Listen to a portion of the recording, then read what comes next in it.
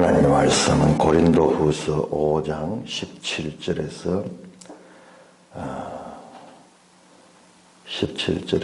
21절까지입니다. 고린도후서 5장 17절. 그런즉 누구든지 그리스도 안에 있으면 새로운 피조물이라. 이전 것은 지나갔으니 보라 새 것이 되었도다. 모든 것이 하나님께로서 났으며 그가 그리스도로 말미암아 우리를 자기와 화목하게 하시고 또 우리에게 화목하게 하는 직분을 주셨으니 곧 하나님께서 그리스도 안에 계시사 세상을 자기와 화목하게 하시며 그들의 죄를 그들에게 돌리지 아니하시고 화목하게 하는 말씀을 우리에게 부탁하셨느니라. 그러므로 우리가 그리스도를 대신하여 사신이 되어 하나님이 우리를 통하여 너희를 권면하시는 것 같이 그리스도를 대신하여 간청하노니 너희는 하나님과 화목하라. 하나님이 죄를 알지도 못하신 이를 우리를 대신하여 죄로 삼으신 것은 우리로 하여금 그 안에서 하나님의 의가 되게 하려 하심이라. 오 주님, 놀라운 말씀, 깊은 말씀 바르게 깨닫게 하여 주시옵소서. 예수님 이름으로 감사하며 기도드리옵나이다. 아멘. 자, 이 고린도 전후서가 가지고 있는 중요성을 지금까지 우리 교회가 잘 깨닫지 못했어요. 하나님은 구약도 마찬가지고 아주 중요한 말씀들을 역사서 가운데 그리고 그 역사서를 배경으로 하는 선지서 가운데서 하나님의 뜻을 계시하십니다. 그것을 평면적으로 읽으면은 그냥 역사의 나열이지만은 예를 들어서 에레미야를 통해 가지고 새 언약에 대한 말씀을 주시는 부분은 하나님의 구속사에 있어 가지고 가장 중요한 것을 예언하는 것입니다. 에스겔을 통해서도 새 영을 주고 새 마음을 주고 그래서 하나님께서 변화된 그와 같은 사람들과 함께 하시겠다는 그 말씀, 엄청나게 귀한 말씀인데요. 그런 말씀들을 우리가 그냥 흘러가 버리면 그 중요성을 알지 못합니다.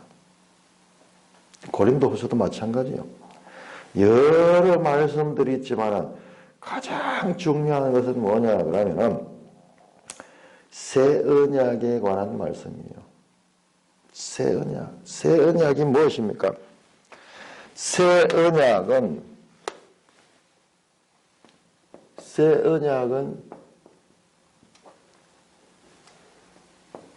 하나님께서 성령을 보내주셔서 성령이 성도들 가운데 내주하겠다는 내주.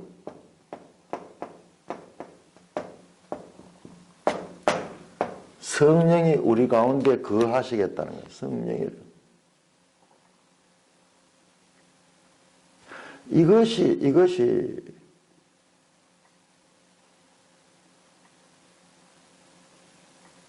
구약과 신약을 가르는 가장 중요한 요소입니다. 그래서 로마서 8장 2절에서 죄와 사망의 법, 생명의 성령의 법, 생명의 성령의 법. 성령 자체가 그 속에 하면 생명을 가지고 있어요. 생명. 그래서 이것이 바로 새 생명. 지금 여기서 5장 10절에 새 피조물. 이게 하나님께서 지으신 거예요.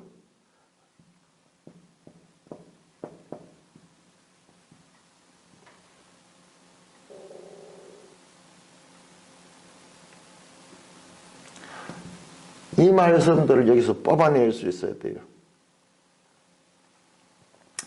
하나님이 아담을 창조하셨다. 아담에게 숨을 불어 넣으셔가지고 아담이 살아있는 혼이 되었습니다. 살아있는 혼. 생명이 아니라 생혼이 돼요. 생혼. 예? 이것은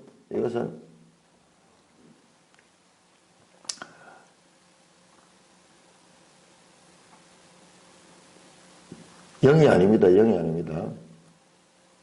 자, 예수님께서 숨을 불어넣으시고 부활하신 예수님께서 요한복음 20장 22절에서 숨을 불어넣으시고 숨을 불어넣었습니다.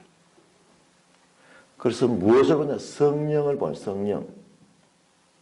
이 두 장면, 창세기 2장 7절과 요한복음 20장 2절에서 창조주 하나님이 아담에게 생명을 주는 것과 부활하신 예수님이 제자들에게 생명을 주는데 그 생명이 뭐냐? 성령을 주는 거예요. 이건 혼을 가지고 있어. 혼. 이거 확실하게 구별됩니다. 이것이 프시케. 이게 헬라어로 하면은 프시케입니다. 프시케. 그런데 이것은 헬라어로 하면은 푸뉴마예요. 푸뉴마. 이게 히브리어로 하면은 이게 루아흐. 자, 이거는 히브리어 하면 루아흐 아니에요. 이건 히브리어 하면은 라페시.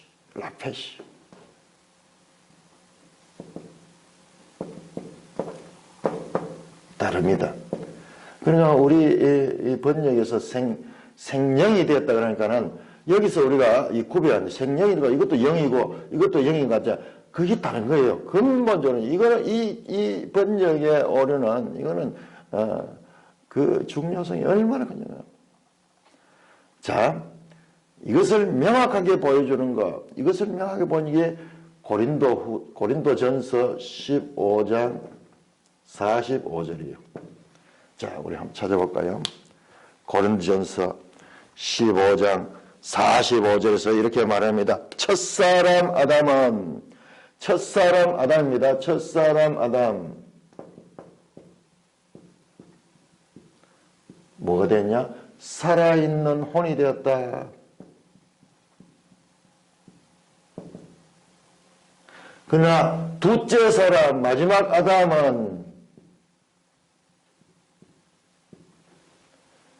살려주는 영이 되었다. 다른 거예요. 첫사람 아담과 예수 그리스도가 다른 거예요.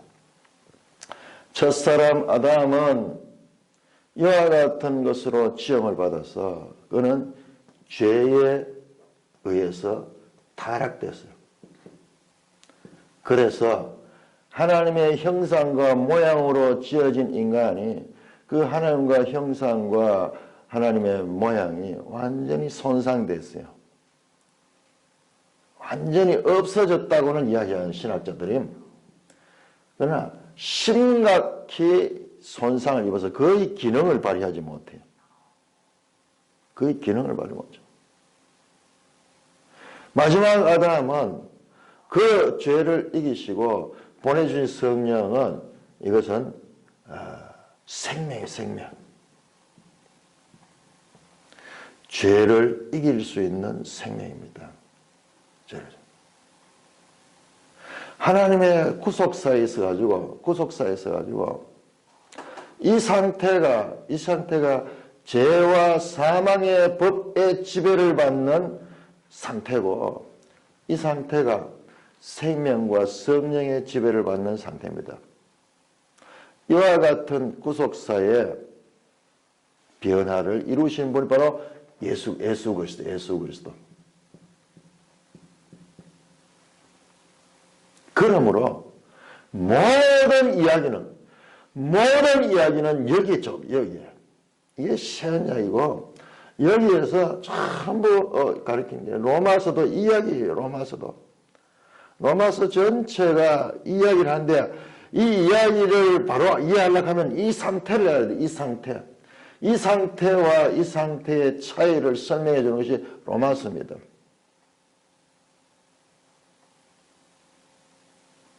고린도후서가 얼마나 이것을 강조하고 있는지. 이 상태가 뭐냐? 예수께서 주시는 그 성령이 내주하는 상태가 이게 뭡니까? 이게 성전이에요, 성전. 그게 왜 성전이냐? 구약에서 백성이 죄를 짓고 그 죄를 해결할 수 있는 문제가 어디에? 성전이 성전. 건물 성전. 눈에 보이는 건물 성전은 이 성전은 심령성전. 개개인 사람들의 마음이에요, 마음. 이것은 드러나는 것이고 이거는 보이지 않는 것이에요. 그러니까 이 심령성전을 알기 위해서는 저 보이는 저 성전에 대한 바른 이해가 있어야지 지금 이 상태를 이해할 수 있어요. 너희가 성전다 그냥 덕담처럼 그냥 좋은 이야기처럼 그런 상태로 우리가 이해하고 있는데 이 말이 가지고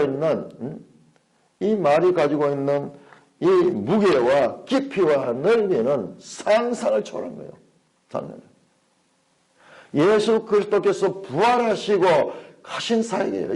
이게 구체적으로 오순절 성령 강림으로 시작이 된 겁니다.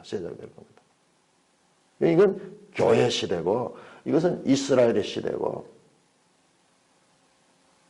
하나님의 구속사의 새로운 패러다임이 시작되는 것이 바로 성령이 이 땅에 오시는 거예요. 지금 성경 전체가 그 이야기를 하는 건데 지금 고린도후서에도 복잡한 이야기도 나오지만은 사실은 그 이야기예요. 이 부분을 성전 건설이에요. 성전 건설. 성전. 바로 성령이 내주하는 것이 이게 바로 성전이다. 너희가 살아계신 하나님의 성전이다. 성전이다. 자, 고린도전서 3장 16절 보세요. 전부 그 이야기예요. 그 이야기예요. 이걸 빼버리고 뭐 복잡한 이야기 하면 할수록 더 지금 핵심을 놓쳐버려요. 3장 16절 보세요. 3장 16. 자, 3장 고린도전서 3장에서 무슨 이야기를 하는가 보세요. 3장이 어떻게 연결되는가 보세요. 3장 1절에 형제들아 내가 신령한 자를 대함 같이 너희를 말할 수 없어. 육신에 속한 자. 쭉 그 이야기. 신령한 자. 이게 바로 성령을 가진 자. 성령을 가진 자. 그리고 육신에 속한 자. 옛 언약에 속한 자예요. 옛 언약에 속한 자. 지금 그 이야기를 하는 거예요. 그러면서 10절에 보시면은 내가 주신 하나님의 은혜를 따라 내가 지혜로운 건축자같이 틀을 닦아주면 건축하는 이야기입니다. 건축하는 이야기. 자, 이 건축하는 이야기는 어디로 연결되냐? 3장 16절입니다. 너희가 하나님의 집인 것과 하나님의 성령이 너희 안에 거하는 것을 알지 못하느냐. 성전 구약 성경에 베이트, 집으로 번역되어 있어요. 집으로 많은 부분이 집으로 되어 있어요. 벳엘 갈 때 하나님의 집이잖아요. 베트. 너희가 하나님의 집이다. 하나님의 집이 성전이잖아요. 성령이 너희 안에 거하시는 것이다. 그러므로 너희는 거룩한 성전이다. 이게 성전이에요. 이게 성전. 이 말씀이 얼마나 중요한지 이것을 예수님께서 가르치기 위해서 말씀하신 거예요. 요한복음 2장에서 예수님께서 이 성전을 하려 내가 사흘 만에 세우리라 그러면서 자신을 성전하고 비유했고 그 예수님께서 떠나시면서 이 땅에 성전을 세웠는데 그것이 바로 교회고 성도 개개인들이 성전이 성전. 교회는 큰 성전이고 개개인들도 성전이 성전. 예수님은 이 일을 하러 와서 성전 건설을. 그냥 죄만 사해주는 것이 아닙니다. 죄만 사해주면은 다시 또 죄를 지어요. 다시 또 죄를 지고. 그는 다시 또 타락할 수밖에 없어요. 새 성전을 건설하는데 이 성전을 통해서 본인이 죄를 이겼듯이 죄를 이길 수 있는 사람들을 만들기 위한 거예요. 그러므로 성도들이 자기가 성전에 간 것을 아는 것이 그렇게 중요한 거예요. 중요한데 그건 잘 몰라요. 잘 몰라요. 자, 여기에 보시면 3장 16절에 보시면은요. 성령이 너희 안에 계신 것을 알지 못하느냐.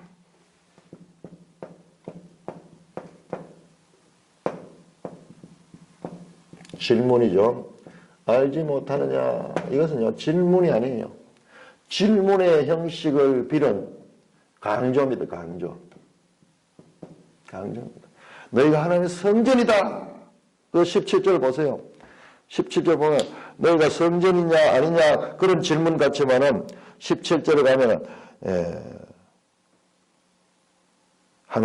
누구든지 하나님의 성전을 더럽히면 하나님이 그 사람은 너희 하나님의 성전이고 너희도 그러하라. 너희가 성전이라. 너희가 하나님의 성전이라. 질문이 아니에요. 하나님의 성령과 하나님의 성령이 너희한 것을 알지 못하느냐. 그래서 이것은 당연한 사실이다. 너희가 성전이다. 그 말은 지금 강조하는 수사적 표현입니다. 질문으로 봐버리면 성전이 될 수도 있고 안 될 수도 있고 그 말은 너희는 17절에서 확정을 해버리잖아요. 16절에서는 도입을 해서 성령이 너희는 그런 걸 알지 못하냐. 그리고 너희가 성전이다. 질문을 통해서 환기시킨 다음에 확정시키는 그와 같은 말씀하는 거예요. 자, 6장 보세요. 6장 19절. 너희 몸은 너희가 하나님께로부터 받은 너희가 안 계신 성령의 전인 줄 알지 못하냐. 너희는 너희 자신의 것이나 값으로 산 것이 너희 그런즉 너희 몸으로 하나님께 영광되라. 여기 또 나오잖아요. 너희가 성령의 전인 줄 알지 못하느냐. 여기서는 성령의 전이라고 더 구체적으로 써요. 그리고 후반절에 가서 너희는 너희 자신의 것이 아니다. 너희는 성령의 전이다. 성령의 전이다. 성전은 성령의 전이다. 같은 이야기죠. 성령이 내주하고 있다. 내가 가면 보혜사 그를 보낼 때 그가 너와 함께 거하며 너희 속에 거할 것이다. 내주할 것이다.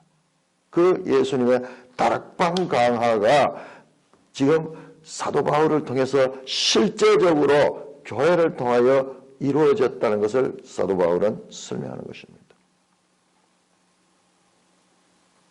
자, 고린도후서 3장. 고린도후서 3장을 통해서 3장 6절에 사도 바울은 말합니다. 그가 또한 우리를 새 언약의 일꾼 되게 했다. 새 언약은 뭐냐? 영으로 한가 육으로 한다. 새 언약이다. 새 언약의 일꾼. 같은 이야기잖아요. 새 언약의 성령이 너희 가운데 왔다. 그래서 너희가 새 언약을 통해서 성령의 전이 되었다. 성령의 전이 되었다. 성전이 되었다. 성령의 전이 되었다. 성령이 너희 가운데 내주하고 있다. 지금 그 이야기잖아요. 그 이야기. 그 사도 바울은 이것을 가르치는 일꾼이다. 이것을 가르치는 직분을 맡은 자다. 그렇게 말씀합니다. 그래서 이어져서 나온 게 율법 조문을 하지 않고 오직 영으로 하니 율법 조문은 죽이는 것을 영은 살리는 것이다. 전부 그 이야기예요. 그 이야기. 이 직분은 얼마나 영광스러워요.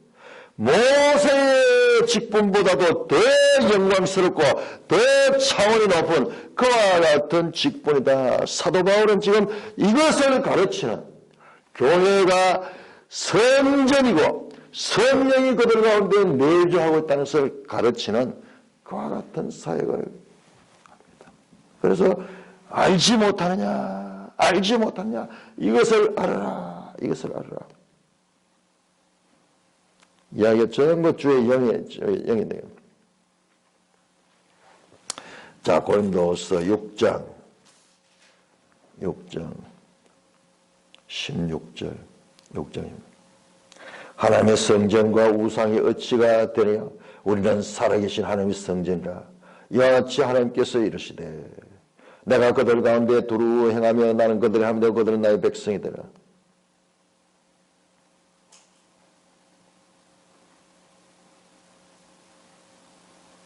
너희는 그들 중에 따로 나와서 부정하지 마라. 내가 그들 가운데 그한테 이 성전 삼대 성전 이야기. 여기서는 알지 못하느냐 말이 없어요. 우리는 살아계신 하나님의 성전이다. 확정합니다. 확정. 살아계십니다. 자, 고린도후서 13장 5절 13년 너희는 믿음 안에 있는가? 너희 자신을 시험하고 너희 자신을 확정하라. 예수 그리스도께서 너희 안에 계신 줄을 너희가 스스로 알지 못하느냐. 마찬가지요. 바로 성령이 그들과 함께 있다는 것은 예수 그리스도가 내주한다. 예수 그리스도. 이 지금 삼위일체 성령과 예수 그리스도 그리고 하나님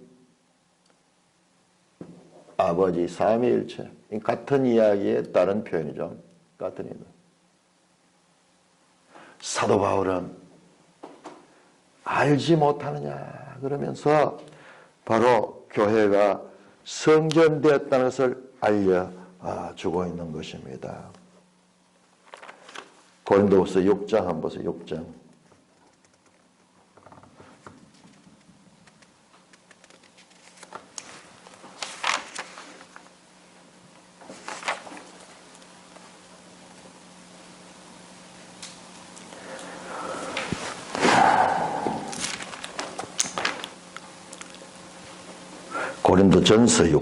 고린도전서 6장 한번 보세요. 자, 고린도전서 6장 보시면은 지금 이 말씀 알지 못하느냐 이 말씀이 가지는 뜻이 무엇인가 이게 아주 중요합니다. 6장 2절입니다. 성도가 세상을 판단할 것을 너희가 알지 못하느냐. 세상은 너희에게 판단받겠구나. 여기 알지 못하느냐는 질문이 아니고 강조예요. 강조. 세상이 성도가 세상을 판단한다. 3절 우리가 천사를 판단할 것은 너희가 알지 못하느냐. 이것도 마찬가지예요. 강조입니다. 너희가 천사를 판단하게 될 사람들이다.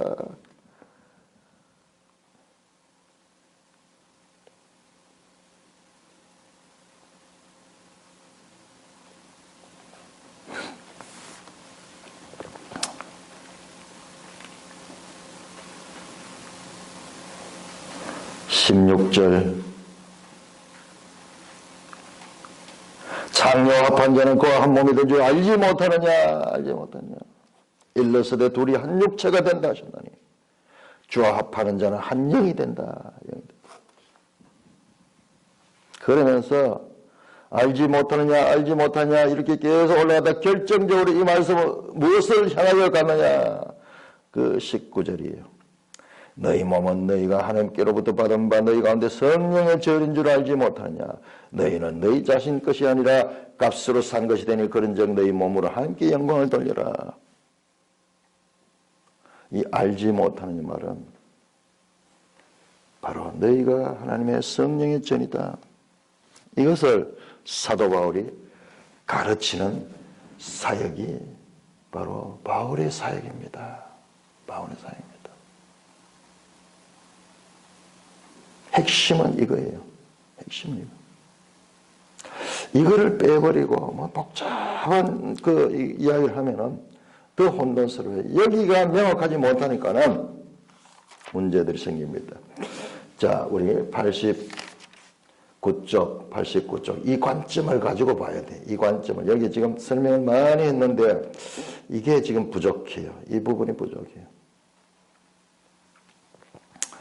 89쪽 3번 교회 그리스도의 편지로 보냄받은 사람들. 자, 그리스도의 편지라는 말도 지금 이렇게 보면 이해가 돼요.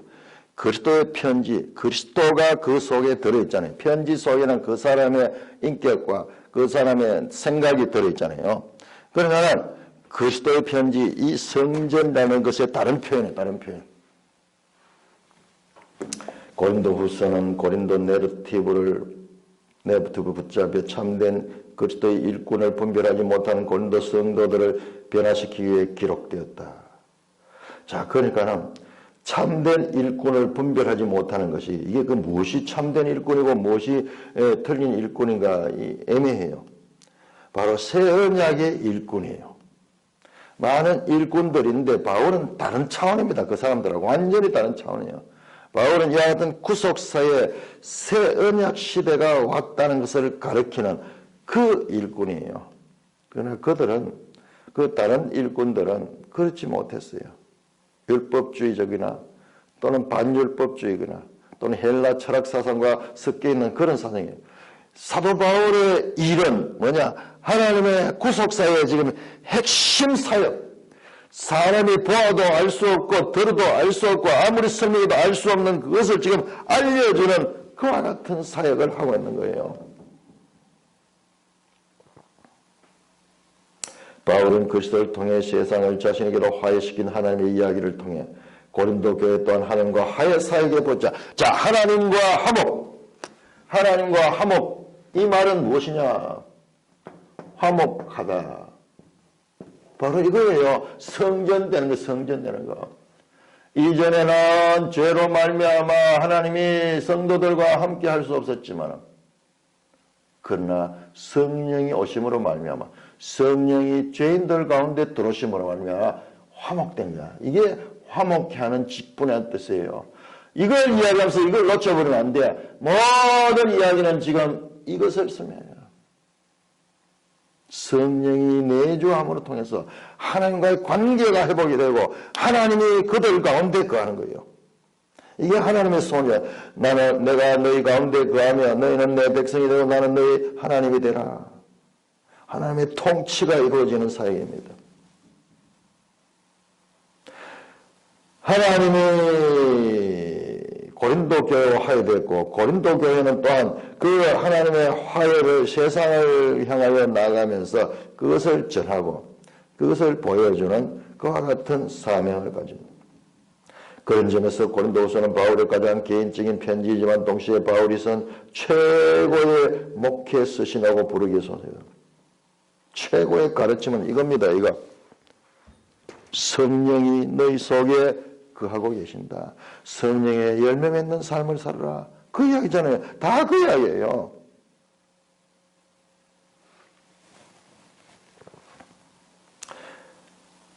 자신을 변화하는 자체보다 고린도 성도들의 정체성과 가치관 그리고 삶을 변화시키는 편지의 목적이다. 이거잖아요. 정체성이 뭐예요? 바로 새언약 백성이 됐다. 성전이 됐다는 겁니다. 가치관은 그러면 성령이 그들 가운데 거함으로 성령에 민감하고 성령을 따라 살아라. 그리고 그들의 삶을 변화시키는 것. 이런 변화, 이게 자체가 변화죠. 새 생명이 되고 새 사람이 되죠. 새 사람이 되죠. 하나님의 고린도라는 도시의 회복을 위해 보일 사람들이 바로 자신들의 점을 일깨워주고 그들을 통해 하나님의 화해 메시지가 선포되어 함을 상기하여 화해하다. 이 이야기잖아요. 성령이 됐다. 너희는 그리스도의 편지라는 바울의 선언은 이러한 교회의 선교의 정체성을 잘 표현해주고 있다. 3장 2절에 너희는 그리스도의 편지로 3장 6절에 새 언약의 일꾼을 나왔잖아요.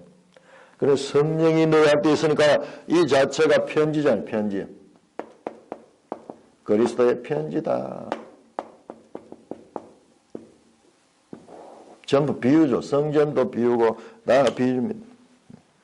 그리스도의 인격과 뜻과 생각이 너희 속에 있으니까는 그것이 바로 그리스도의 편지라. 엄청난 지금 깊은 메시지를 가지고 있는 말씀이에요.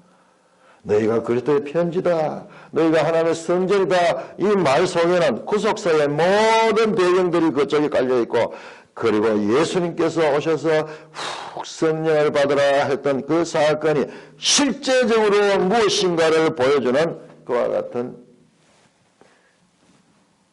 장면들입니다. 그걸 설명해 주는 거예요. 89쪽 오른쪽 제3단입니다. 바울의 삶 자체가 그리스도에 대한 최고의 정언이자 선포이듯이 세상과 구별되는 고린도 교회의 다른 삶의 방식이야말로 그 자체가 그리스도의 편지다. 이 성전된 사람의 삶 자체가 그리스도의 냄새고 그리스도의 편지고, 이 때문에 바울은 회중이 복음에 합당한 공동체적 인격과 삶의 방식을 형성해 나가서 집중적으로 견문한다.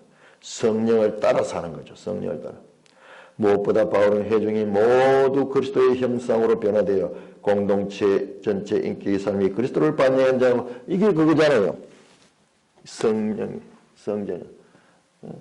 그 그리스도의 삶이 이 속에 들어있으니까 성령을 따라 사는 삶이니까 그게 그리스도가 반영되는 거죠. 그리스도의 편지가 되고 그리스도를 반영하는 거예요. 모든 것이 그리스도의 중심. 그리스도가 성전이 뜻이에요. 이제 성도들이 성전으로, 그런 회중들이 하나님의 성전으로 비유하며 거룩한 공동체가 되도록 권면한다. 핵심이 여기 있어요. 핵심이. 또 예루살렘 교회의 구제를 독려하는 것을 통해 진정한 나눔이 일어난 전혀 새로운 가족이 교회임을 가르친다.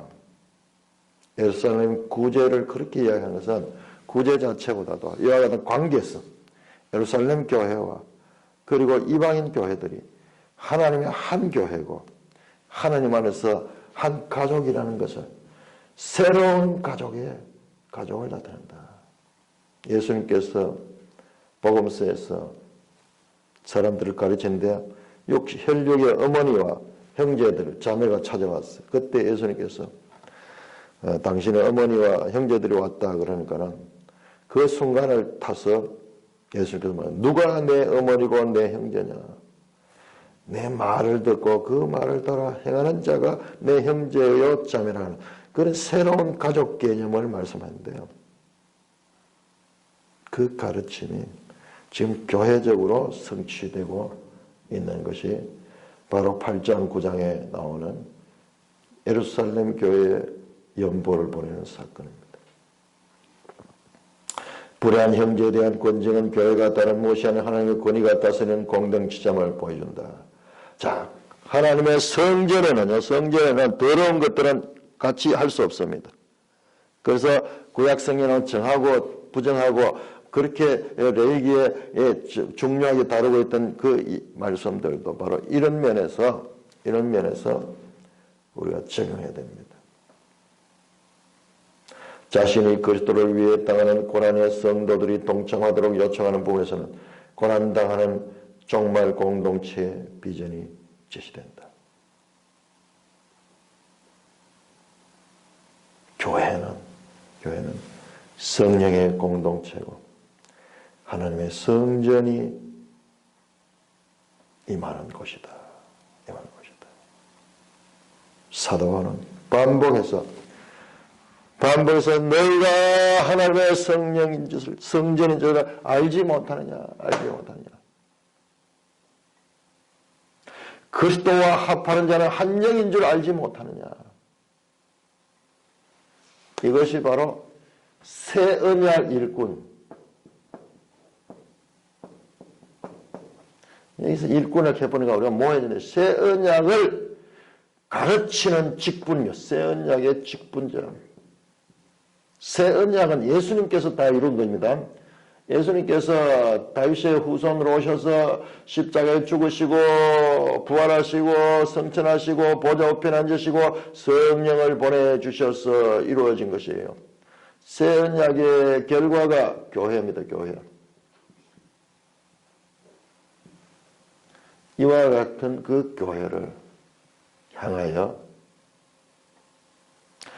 교회 되었지만은 교회가 자신들이 어떤 위치인지를 알지 못해요. 그들에게 가르치는 직분입니다. 새 언약이 무엇인가를 가르치는 직분입니다. 그들은 알지 못합니다. 성령이 그들에 함께하고 그들이 성전이 되어서도 알지 못하고 있어요. 아니 성령이 임했는데 왜 본인이 모르는 그런 게 어디 있느냐? 그게 하나님 뜻이에요. 요한복음 3장 8절에서 예수님께서 말씀을 성령으로 난 사람은 어떤 사람이냐?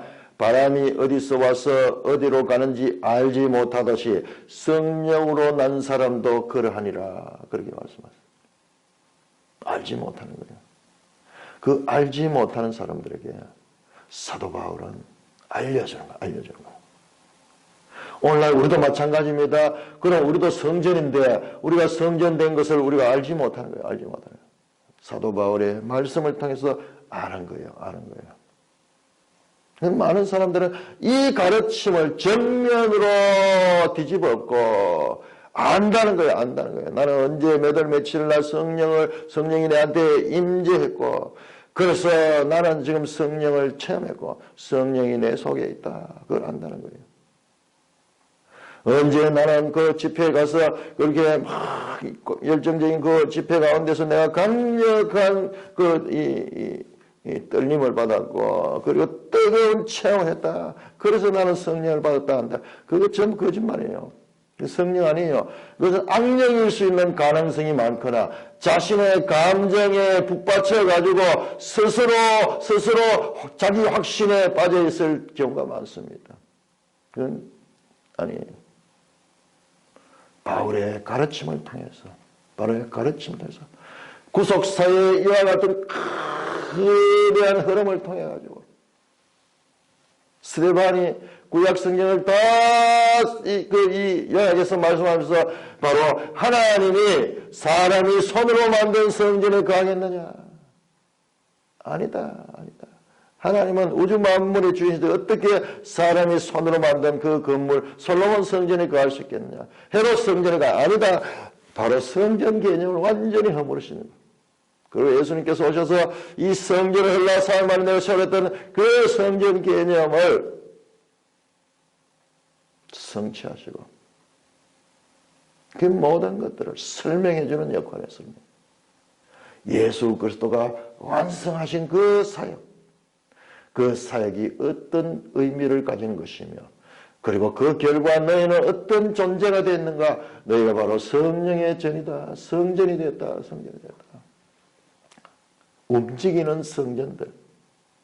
저 고정된 건물 성전이 아니라 움직이는 성전들을 주님께서 만드셨고 그것이 바로 교회라는 것을 사도 바울은 가르치는 역할.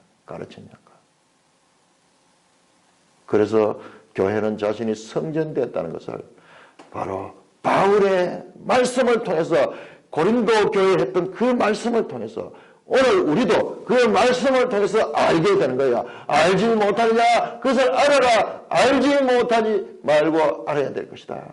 신령한 것에 대해서 내가 알지 못하기를 원치 않으노니 알아라. 사도 바울이 이걸 가르치는 가르친 사역. 새 언약의 직분. 그리스도와 함께 일하는 자, 하나님과 함께 일하는 자로 자신의 역할을 이렇게 강조하는 거예요. 우리는 근데 너무 딴 것을 많이 이야기하면서 핵심을 놓쳐버려서 모든 것은 이 새 언약.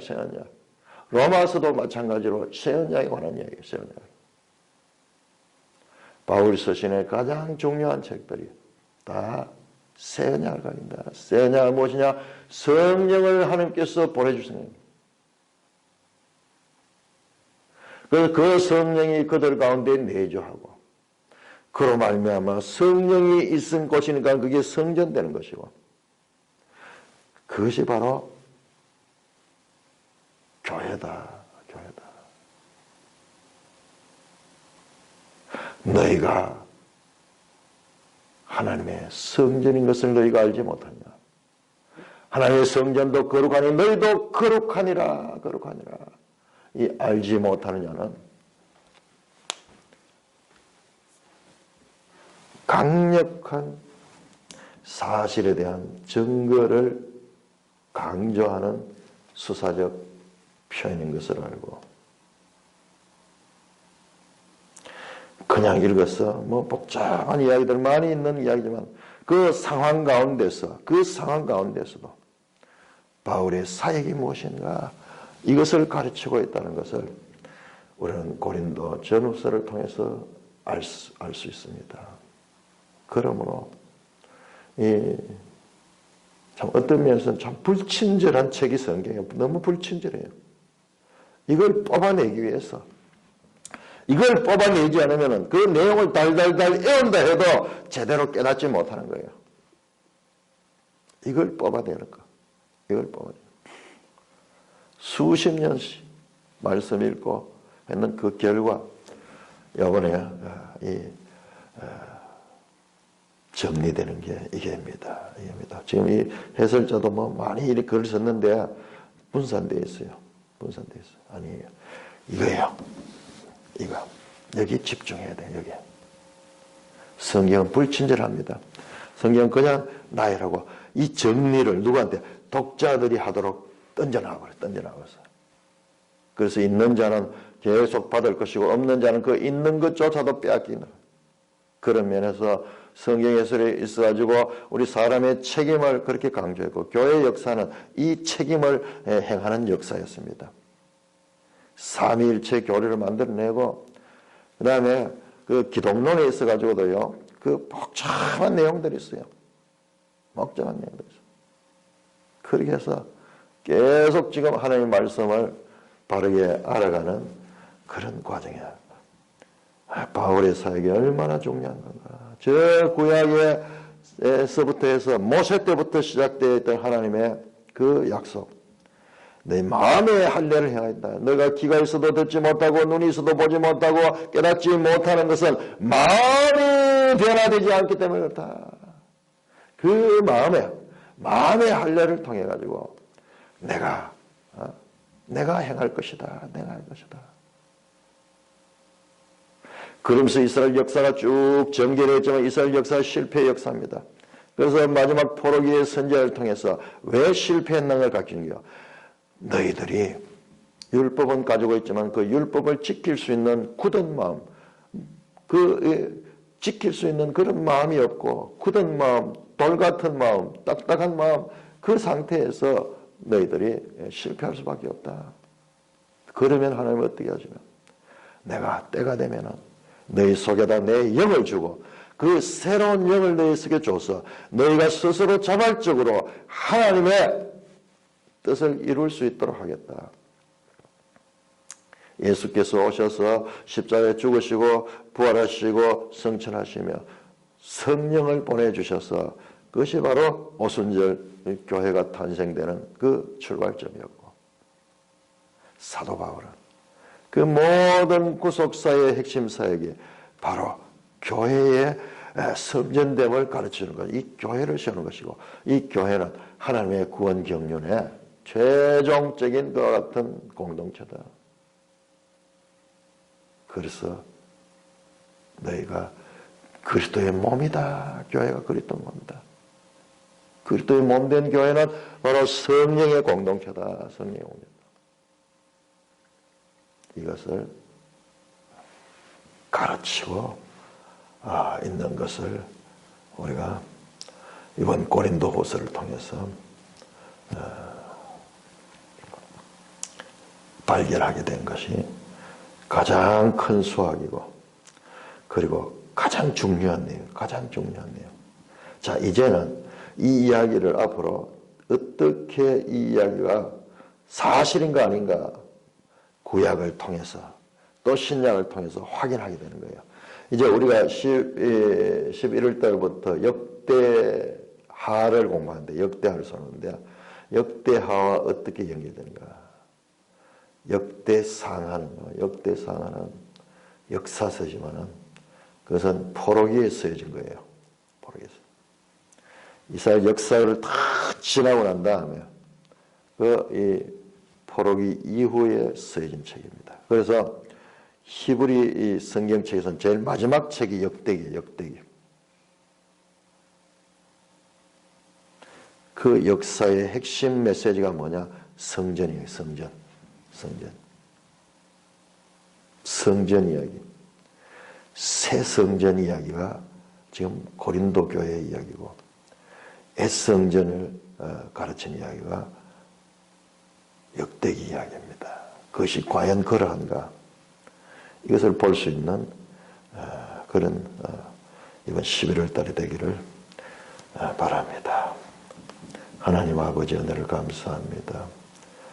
고린도 후서를 이번에 공부하며 하나님의 뜻이 무엇인가,